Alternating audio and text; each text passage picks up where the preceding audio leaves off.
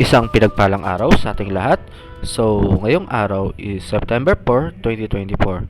So, ngayon is ipagpapatuloy lang natin yung ating nasimulang series ng ating devotion. So, bago natin simulan yung series ng ating devotion, is muli muna nating balikan or papyawan yung nag-series natin last time para sa mga bago lang na tagapanood at tagapakinig ng ating devotion. So, yung nag-series po namin last time is 7 Marks of a Healthy Family. Kumbaga, itong series na tinalakay namin last time is parang discussion siya. Every day is meron tayong tinatalakay na topic doon sa according doon sa series na yun. Kung paano nga ba magiging healthy yung isang pamilya na nakigad. And totoo, and pag yung pamilya is nakigad, naniniwala sa salita niya, may trust sa Panginoon, is maging healthy ang community ng pamilya. Dahil sa pamilya, nagsisimula ang lahat. So, yung series na talakay natin yung araw is 7 Pillar in a Complete Trust in God. Kumbaga, ito yung power, trust, kung paano natin pagkakatiwalaan yung Diyos. So, pag nalaman natin yung salita niya, so, kailangan pagkatiwalaan natin, di ba? Kilala natin ang Diyos.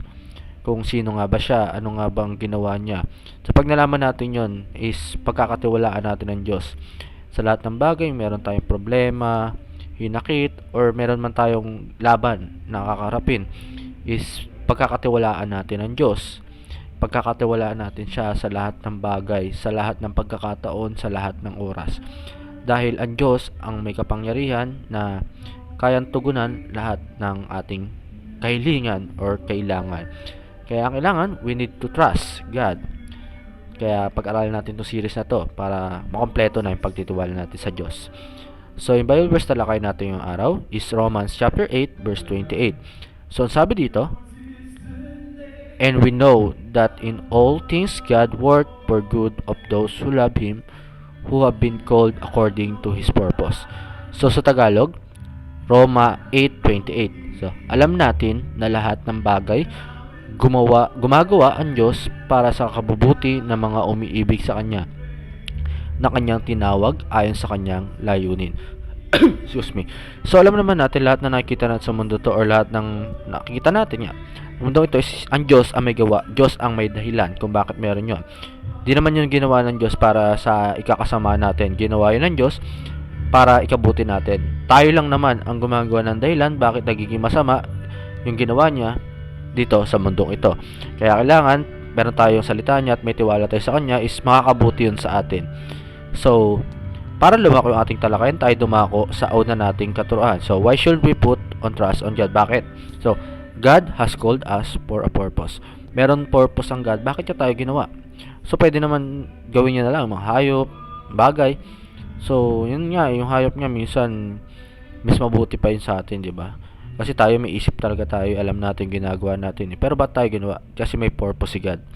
So, kailangan malaman lang natin kung ano yung purpose na yun. So, number 2, God worked all things for our good. So, ginawa ng Diyos ang lahat ng bagay para sa ubutin natin, hindi sa ikakasama natin. Tayo lang ang nagmamasama nito. Kaya kailangan meron tayong tiwala sa Diyos at meron tayong Diyos sa buhay natin. Number 3, God has a plan that no one can hinder. So, meron ng Diyos, ang Diyos ay mayroon siyang plano para sa atin na hindi matatago kahit kanino yan. So, sa ating application, discover God purpose for your life. So, yun nga sabi nga sa una, diba, God has called for us purpose. May purpose tayo, kailangan i-discover natin to, alamin natin to, nang may Diyos sa buhay.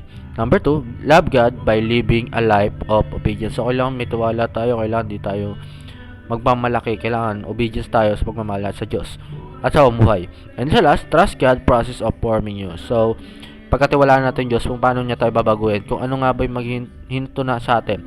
So, kailangan pagkatiwalaan natin siya ng buong buhay natin.